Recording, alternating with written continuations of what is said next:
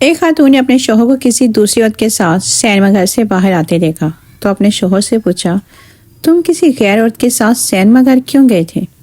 جواب دو۔ شوہر نے جواب دیا، دراصل آج کل ایسی فلمیں بن رہی ہیں کہ بندہ فیملی کے ساتھ دیکھ ہی نہیں سکتا۔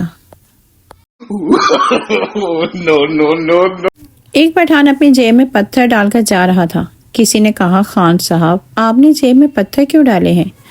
تو پٹھان بولا، میرے ابا جی کہتے ہیں کہ دنیا میں اس کی قدر ہوتی ہے جس کی جیب بھاری ہوتی ہے۔ ایک دیہاتی بس کی چھت پر بیٹھ کر لاہور سے پشاور جا رہا تھا۔ راستے میں گاڑی رکی تو کھانا کھانے کے بعد وہ غلطی سے کراچی جانے والی بس کی چھت پر بیٹھ گیا۔ تھوڑی دیر بعد نیچے چھلانگ لگا کے ایک آدمی سے پوچھا، آپ کہاں جا رہے ہیں؟ مسافر نے جواب دیا، کراچی۔ دیہاتی حیران ہو کر بولا، ساز نے کتنی ترقی کر لی ہے، اوپر والے پشاور جا رہے ہیں اور نیچے والے کراچی۔